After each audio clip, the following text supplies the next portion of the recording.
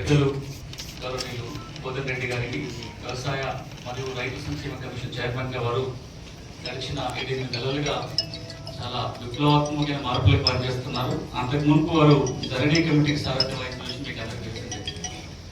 ధరణి కమిటీలో అదేవిధంగా వ్యవసాయ కమిషన్ చైర్మన్గా 14 నెలలుగా ఏదైతే శ్రమ పడ్డామో దాని ఫలితాలు ఇప్పుడు కూడా చూస్తున్నాం. వారు ఇక్కడికి వచ్చారు, మీ ముందున్నారు. వారికి ప్రత్యేకంగా ధన్యవాదాలు. అసోసియేషన్ తరఫున వరప్రసాద్ వాళ్ళ టీం అందరికీ కూడా ధన్యవాదాలు. ఈ చట్టం మీద అవగాహన హాజరైన మీ అందరికీ కూడా ధన్యవాదాలు. మీకు ఆశ్చర్యం వచ్చి ధన్యవాదాలు ఎందుకు చెప్తున్నాను, మీరు మాకైనా చెప్పాలి, స్టేజ్ మీద ఉన్న వాళ్ళకి కదా, మీ మీకైనా చెప్తున్నానంటే ఒక కారణం ఉంది, తెలిసే చెప్తున్నా ధన్యవాదాలు. ఎంతమంది ఉంటారు? ఒక 200-300 మంది హాల్లో కూర్చున్నారు. మీరు దాదాపుగా తెలంగాణలో అన్ని మూలల నుంచి వచ్చారు, అన్ని మండలాల నుంచి వచ్చారు. మీరు కనుక ఇప్పుడు చట్టాన్ని కొంచెం బాగా అర్థం చేసుకొని పోతే, సరే మీ వృత్తి గురించి మీ రూల్ గురించి మళ్ళీ మాట్లాడతా, అది కూడా ఉంది, అదొక కారణం. కానీ నాకు ఎప్పుడు సార్ పక్కన ఉంటాం కదా, మేమంతా రైతు పక్షపాతం కదా, కొంత స్వార్థం ఉంటుంది, మీ ద్వారా జరుగుతుందని కొంచెం ఆశ. మీరు కనుక కొంత చట్టం గురించి నేర్చుకొని కిందికి పోతే మీ ద్వారా 100 మంది కన్నా మీరు చెప్పగలుగుతారు, చట్టాన్ని చెప్పగలుగుతారు. రైతు ఎట్లా వాడుకోవాలి చట్టాన్ని చెప్పగలిగితే 100 × 200. అంటే ఈ రోజున మేము ఇద్దరం కలిసి ఇక్కడ మాట్లాడితే గంతమంది రైతుల కన్నా ఇది పోతుందేమో ఒక ఆశతోటి ముందే ధన్యవాదాలు చెప్తున్నా. మా కోరిక ఏంటంటే, సార్ మాట్లాడక ముందే చెప్తున్నా, పెద్దలు కోదండరెడ్డి గారి తరఫున నా కోరిక, మా కోరిక ఏంటంటే, మీరు ఇక్కడ కూర్చున్న వాళ్ళందరూ కూడా దయచేసి ఒక్కొక్కరు ఒక్కొక్క 100 మంది రైతుల కన్నా ఈ చట్టంలో ఏముందో పోయి చెప్పండి. భూభారతి చట్టంలో ఇక్కడ కూర్చున్న వాళ్ళు ఒక్కొక్కరైనా 100 మందికి పోయి మ్యూటేషన్ ఎట్లా చేయించుకోవాలి, సాధారణం ఎట్లా చేయించుకోవాలి, రేపు పొద్దున వారసత్వంగా భూమి వస్తే పట్టా ఎట్లా చేయించుకోవాలి, మీరు కనుక 100 మందిని రైతులకు గైడ్ చేయగలిగితే పెద్దలు ఇక్కడికి వచ్చినందుకు వారి టైం సార్థకత అయినట్టు. చేస్తారా? Thank you. 2 విషయాలు ప్రస్తావన చేస్తా, తర్వాత పెద్దలు కోదండరెడ్డి గారు మాట్లాడతారు.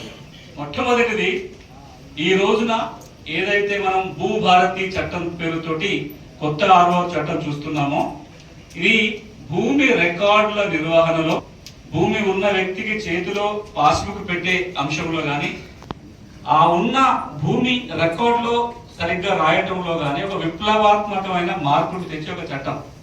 పూర్తి ప్రజాస్వామ్యయుతంగా ప్రజలందరినీ సంప్రదించి ప్రజలకు ఏం కావాలో దృష్టిలో పెట్టుకొని రాబోయే 2-3 తరాలకు కూడా పనికొచ్చే విధంగా తీర్చిదిద్దబడ్డ ఒక చట్టం. మీరు పక్క రాష్ట్రాలతో పోల్చి చూస్తే కూడా 18-19 రాష్ట్రాలలో 6వ చట్టాలు ఉన్నాయి. బట్ అన్నిటితో పోల్చి చూస్తే కూడా ఈ చట్టం ఈ రోజున్న సమస్య మాత్రమే తీర్చదు, రాబోయే రోజుల్లో సమస్య రాకుండా మార్గం చూపిస్తుంది. ఒక్క మాటలో చెప్పాలంటే, మళ్ళీ మాటికి చట్టాన్ని సవరించుకోవాల్సిన అవసరం లేకుండా ఒక చట్టం రూపొందింది. చట్టం ఎన్ని తక్కువ సార్లు సవరణ అవసరం ఏర్పడితే అంత బాగా చేసినట్టు మన చట్టాన్ని. సో ఈ రోజున అంత మంచి చట్టం రావడానికి కారకులైన ఒకరిద్దరిని గుర్తు చేసుకున్న తర్వాత చట్టంలో 2-3 విషయాలు వివరిస్తాను, తర్వాత పెద్ద కోదండరెడ్డి గారు మాట్లాడతారు. ఈ చట్టం ఇక్కడ దాకా రావడానికి ఒక ప్రధాన కారకుడు ఎవరంటే, గడిచిన 7-8 సంవత్సరాలుగా ఏ హోదాలో ఉన్నా భూమి సమస్యల మీద నిత్యం ఈ ఏజ్ లో కూడా భూమి సమస్యలు ఎక్కడుంటే అక్కడ వెళ్ళారు. 100 పేజీల నివేదికలు తయారైనాయి. వారు పార్టీలో ఉన్నప్పుడు పార్టీ తరఫు నుంచి కూడా కమిటీ వేసి అందులో వారు పనిచేశారు. ప్రభుత్వం రాగానే భూమి కీలక ఎజెండా కావడానికి ప్రధాన కారకులు పెద్దలు కోదండరెడ్డి గారు మీ ముందే ఉన్నారు. వారందరికీ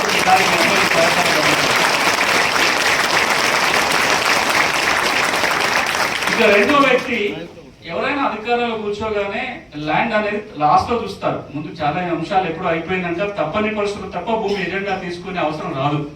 ఒకవేళ భూమి చాలా కీలకం, ఇప్పటికిప్పుడు రియాక్ట్ కావాలన్నా కొంచెం నాంచి అధికారంలో కుర్చీలో కూర్చున్న 6 నెలలకు, సంవత్సరాలకు, 2 ఏళ్లకు భూమి ఎజెండా తీసుకోవాలి. అట్లా కాకుండా ముఖ్యమంత్రి కుర్చీలో కూర్చున్న 3వ రోజే భూ సమస్యల మీద రివ్యూ పెట్టి ఆ రోజు నుంచి ఇప్పటిదాకా కొన్ని గంటల పాటు పెద్దలు కోదండరెడ్డి గారితో కానీ మా అందరితో కానీ టైం కేటాయించి ఈ చట్టం వచ్చేదాకా, చట్టం వచ్చినాక రూల్స్ వచ్చేదాకా వాటిని ఈ రోజున మండల స్థాయికి మీరు తీసుకెళ్లాలి. ఈ చట్టాన్ని ప్రతి రైతుకు మీరే చెప్పాలని కలెక్టర్లకు ఆదేశాలు ఇచ్చి, కొత్తగా మీరు మీటింగ్లు పెట్టుడు కాదు, ప్రతి మండల మీటింగ్ లో జిల్లా కలెక్టరే వెళ్ళి కూర్చొని చట్టం చెప్పండి అని చెప్పి చట్టం చేయటంలో, చట్టాన్ని జనాలకు తీసుకెళ్లటంలో, ఆ చట్టం ద్వారా రైతులకు మేలు చేయటంలో అనునిత్యం కృషి చేస్తున్న గౌరవ ముఖ్యమంత్రి రేవంత్ రెడ్డి గారికి తెలంగాణ పక్షాన ఇక రెవెన్యూ శాఖ మంత్రిగా వారు గడిచిన 14 నెలలుగా పొంగులేటి శ్రీనివాస్ రెడ్డి గారు ఈ చట్టాన్ని తేవటంలో చాలా కీలకంగా పనిచేస్తారు. అసెంబ్లీలో ఆ చట్టం మీద చర్చ జరిగినప్పుడు కానీ, రూల్స్ వచ్చే విషయంలో కానీ, ఇప్పుడు వారే మండలానికి పర్యటన చేస్తూ ఆ చట్టాన్ని జనాలకు తీసుకుపోయే ప్రయత్నం చేస్తున్నారు. వారికి కూడా మా అందరి తరఫున ఒకసారి కోరి మనమందరం గట్టిగా సపోర్ట్ కొడుకున్నాం. ఏం సాధించాము? 4 పేజీలు 5 పేజీల ధరణి చట్టం 8 పేజీల భూభారత చట్టంగా మాత్రమే మారిందా? ఒక కలర్ లో ఉన్న వెబ్సైట్ ఇంకో కలర్ కు మారిందా? అంతేనా? ఇంకేం మార్పు లేదా అనే ప్రశ్న మనం ఒకసారి వేసుకుంటే చాలా కీలక మార్పులు వచ్చినాయి. ఒకటి, ఈ రోజున తెలంగాణ రాష్ట్రం ఎదుర్కొంటున్న 24 లక్షల సమస్యలు ఏవైతే ఉన్నాయో, పాస్బుక్ ఉంది కానీ, సర్వే నెంబర్ మిస్ అయిందని, విస్తీర్ణం తగ్గిపోయిందని, పేరు తప్పుపడిందని, రకరకాల సమస్యలు ఏదైతే 45 రకాల సమస్యలు ఎదుర్కొంటున్నారో ఆ సమస్యలన్నిటినీ పరిష్కారం చేసే అధికారం ఆర్టీఓలకి, కలెక్టర్లకి ఈ చట్టం కట్టబెడుతుంది. ఈ చట్టం వచ్చిన వెంటనే మనం దరఖాస్తు పెట్టుకుంటే 60 రోజుల్లోగా ఆ సమస్యని పరిష్కారం చేయాలని చట్టం చెప్తుంది.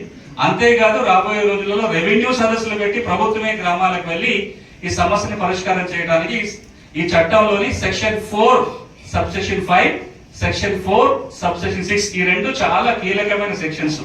ఈ 2 సెక్షన్ల ద్వారా ఈ రోజు భూమి ఉండి రికార్డుకి ఎక్కలేదనో, రికార్డుకి ఎక్కి పుస్తకంలో తప్పులు ఉన్నాయనో ఎవరైతే రైతాంగం ఇబ్బంది పడుతున్నారో వాళ్ళు డిజిటల్ గానైనా అప్లికేషన్ పెట్టుకోవచ్చు, లేదా రాబోయే రెవెన్యూ సదస్సులో దరఖాస్తు పెట్టుకుంటే ఆర్టీఓ గాని కలెక్టర్ గాని పరిష్కారం చేయాలి. ఇది ఒక పెద్ద రిలీఫ్ తెలంగాణ రైతాంగానికి. ఇక రెండోది ఏంటంటే, ఇది ఇప్పటి సమస్య. రాబోయే రోజులలో మ్యూటేషన్ చేసే విధానంలో చాలా మార్పులు తీసుకొస్తుంది చట్టం. వారసత్వంగా భూమి వచ్చినా, లేదా కొనుగోలు చేస్తే భూమి వచ్చినా, లేదా ఇతర మార్గాల ద్వారా లావణి పట్టా ఉందనో, 38 ఉందనో, రకరకాల వేరే పద్ధతుల్లో కనుక భూమి వస్తే మీకు ఎట్లనన్నా భూమి మీద హక్కు రాని ఆ భూమి మీద వచ్చిన హక్కుని రికార్డు చేసి రికార్డులో ఉన్న వాళ్ళకు పాస్బుక్ ఇచ్చేలాగా ఈ చట్టంలో వెసులుబాటు ఉంది. ధరణి చట్టంలో చూసుకుంటే చాలా అంశాలలో పాస్బుక్ ఇవ్వడానికి అవకాశం లేదు. లావణి పట్టాలు కావచ్చు, 13 బిల్ కావచ్చు, 38 కావచ్చు, ఓవర్సీల్ కావచ్చు, డాక్యుమెంట్ అయితే ఉంది. ఇది పాస్బుక్ లో రావాలి అంటే కనుక ధరణిలో మాడ్యూల్ లేదని ఇప్పటిదాకా పెండింగ్ లో పడిపోతున్నాయి. అందుకే భూభారతి చట్టం సెక్షన్ 5, 7, 8 ఈ 3 కీలకమైన సెక్షన్స్. సెక్షన్ 5 భూముల కొనుగోలు గురించి ఏం చెప్తుంది అంటే, ఇప్పుడున్న విధానం కొనసాగుతుంది. మ్యూటేషన్ లో ఇబ్బంది ఉంటే అప్పీల్ చేసుకోవచ్చు, ధరణిలో అట్లా అవకాశం లేదు, కోర్టుకు పోవాలి. ఇక 3వది మీ పాత్ర అంతా వస్తుంది దాంట్లో. ఏంటది? ప్రభుత్వం ఒక డేట్ నోటిఫై చేయబోతుంది. ఆ రోజు నుంచి రిజిస్ట్రేషన్ ద్వారా భూమి వచ్చినా, వారసత్వంగా భూమి వచ్చినా, లేదా ఇతర మార్గాల ద్వారా భూమి వచ్చినా ఆ భూమి రికార్డుకి ఎక్కాలంటే మీరు తయారు చేయబోయే ఒక రఫ్ మ్యాప్ ఉండాలి. మీ రఫ్ మ్యాప్ కనుక ఉంటే అప్పుడు అది రికార్డుకి ఎక్కుతుంది. అంటే ఎంత లేదన్నా కొన్ని వేల మంది లైసెన్స్ సర్వేయర్లకి ఈ రోజున తెలంగాణలో ఈ చట్టం ద్వారా మీకు ఒక అవకాశం వస్తుంది, ప్రజలకు ఒక రిలీఫ్ దొరుకుతుంది. రిజిస్టర్ చేసే ముందే కనుక దాని నెంబర్ మర్చిపోదాం, దాని నెంబర్ ఏంది, ప్రైవేట్ కబ్జా ఉందా, దానికి ఎట్టుదే కాదు, ఇవన్నీ పక్కన పెడితే నేను ఈ భూమి కొనుక్కుంటున్నా, దీని నా హద్దులు, ఈ హద్దుల్ని కనుక మనం జియో ట్యాగింగ్ చేయగలిగితే లాంగిట్యూడ్ లాటిట్యూడ్ ఫిక్స్ చేసి ఒక మ్యాప్ తయారు చేసి ఇది సేల్ డీడ్కో మ్యూటేషన్ దరఖాస్తుకో పెట్టగలిగితే గెట్టు తగాదాలు తగ్గుతాయి. రేపు డబుల్ రిజిస్ట్రేషన్స్ కావు. ఎవరైతే భూమి కొనుక్కున్న వ్యక్తి ఉంటాడో తను ఏం కొనుక్కుంటున్నాడో తనకు తెలుస్తుంది, అమ్మిన వ్యక్తి తను ఏం అమ్ముతున్నాడో తెలుస్తుంది. నేను అమ్మలేదనో, నేను ఇది కాదుకున్నది ఇంకోటనో చెప్పే అవకాశం లేకుండా ఈ చట్టం వల్ల ఈ సెక్షన్ 5 కింద, 7 కింద, 8 కింద రిజిస్ట్రేషన్ జరిగినప్పుడు కావచ్చు, లేదా మ్యూటేషన్ జరుగుతున్నప్పుడు మీ పట్టం కీలకంగా అవుతుంది. ఇది కావడానికి ఒక కథ ఉంది. ఈ చట్టం, ఈ సెక్షన్ రావడానికి 2 కారణాలు కనపడతాయి. ఒకటి, ఈ ఏం చేయాలో ఒక ఆలోచన వచ్చినప్పుడు ఎప్పుడు మాకు కర్ణాటక చాలా మంది కనపడుతుంటారు, మంచి సిస్టమ్ ఉంది కదా ఏం చేద్దామని. వెంటనే మనం అదో బాగుంది కాబట్టి చట్టంలో రాయాలని చెప్పకుండా కోదండ గారు నన్ను వెంట పెట్టు, మేమిద్దరం కర్ణాటక పోయినాం. వారు టైం తీసుకున్నారు, అక్కడ మంత్రి గారితో టైం తీసుకొని రెవెన్యూ మంత్రి గారితో 4 గంటలు కూర్చున్నారు. 1 గంటలో టైం పెట్టుకుంటే ఆ రోజు ఎందుకో మరి ఆయనకు నచ్చింది మా డిస్కషన్ లో. వీళ్ళు తప్పన పడుతున్నారు, పెద్దలు కూర్చున్నారు కాబట్టి 4 గంటలు కూర్చున్నారు రెవెన్యూ మంత్రి గారు. కూర్చొని అక్కడ అన్ని మాట్లాడి ఒక ప్రశ్న అడుగుతుంటే నాకు జ్ఞాపకం ఉంది, సార్ పక్కనే ఉన్నారు. 16-17 ఏళ్ళుగా కర్ణాటక రాష్ట్రంలో ఇన్ని పనులు జరుగుతున్నాయి కదా, కర్ణాటక భూ పరిపాలనలో సక్సెస్ కావడానికి ఒక కీలకమైన కారణం అంటే ఏం చెప్తారని అడిగితే, ఎందుకు జరిగిందో ఎవరా నిర్ణయం తీసుకున్నారో తెలియదు కానీ 16 సంవత్సరాల కింద మా రాష్ట్రంలో రిజిస్ట్రేషన్ చేసేటప్పుడు, మ్యూటేషన్ చేసేటప్పుడు మ్యాప్ కంపల్సరీ రూల్ పెట్టారు. ఆ రూల్ పెట్టడం వల్ల మా దగ్గర ఈ రోజున పరిపాలన సక్రమంగా ఉంది అన్నారు. అదే మాట పెద్దలు కోదండరెడ్డి గారు సీఎంఓ ఆఫీస్ లో కీలకమైన అధికారితో మాట్లాడుతున్నప్పుడు పేరొద్దు, ఆ కీలకమైన అధికారి కూడా ఏమన్నాడు అంటే, నిజమే మనం ఇది ఎప్పుడో చేసి ఉండాల్సింది, కనీసం ఇప్పుడన్నా చేస్తే రాబోయే రోజుల్లో కొంత బాగుపడుతుంది, కానీ కొంచెం కష్టపడాలి మనం, ఎందుకంటే మన రికార్డులన్నీ సరిగా లేవు కాబట్టి. బట్ ఈ నిర్ణయం మంచిది, దీనివల్ల రాబోయే రోజులలో తెలంగాణలో గెట్టు పంచాయతీ తగ్గించడానికి అవకాశం ఉంటుంది. అంతేకాదు ఇది ఒక ఇంక్రిమెంటల్ సర్వే, ఊరు మొత్తాన్ని ఒకేసారి కొలవటం ఒక పద్ధతి. ఆ ఊళ్ళో లావాదేవీలు జరిగినప్పుడు అంతవరకు కొలుచుకుంటూ దానికి వేరే నెంబర్ ఇచ్చి తర్వాత ఊరు మ్యాప్ తయారు చేయడం వేరే పద్ధతి.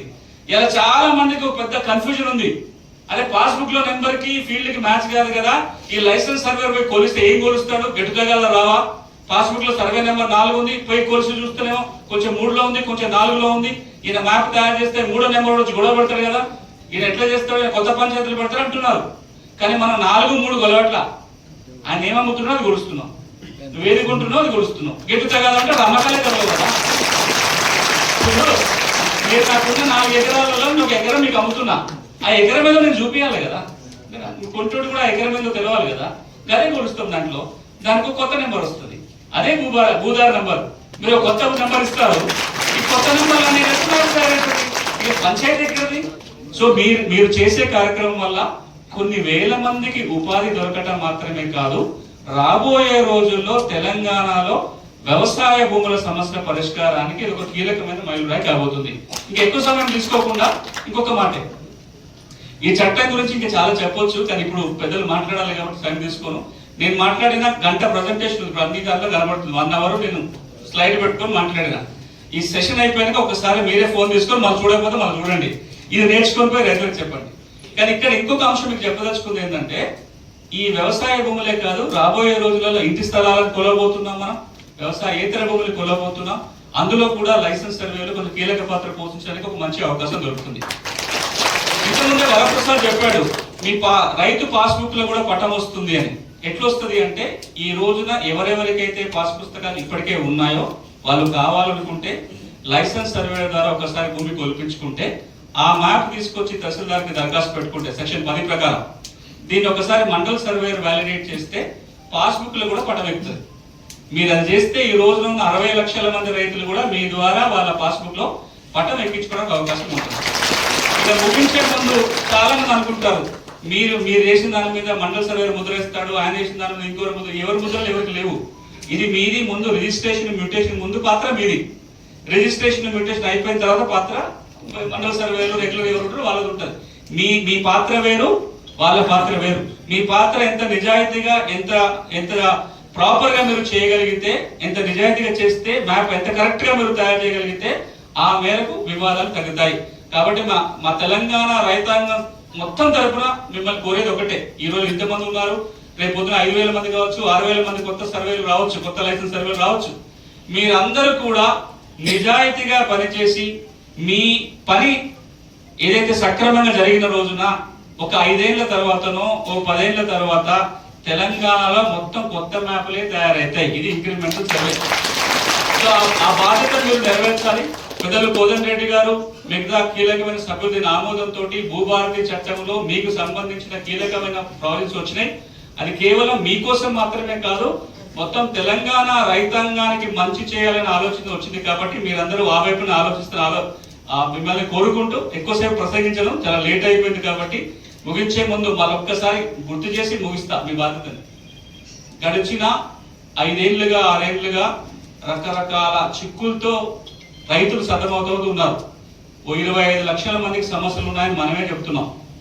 మనం ఈ సమస్యలకి పరిష్కారం చెప్తున్నాం. పోయినసారి పరిష్కారం చూపడానికి ప్రయత్నం చేసి కొత్త సమస్యలు సృష్టించారు. 45 రకాల కొత్త సమస్యలు వచ్చినాయి.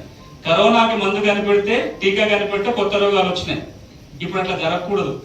ఈ చట్టం వచ్చింది ఉన్న సమస్యలు తీర్చడానికి. కాబట్టి మనం మళ్ళీ ఒక కొత్త సమస్యకి కారణం కాకూడదు, ఉన్న సమస్యకి పరిష్కారం కావాలి.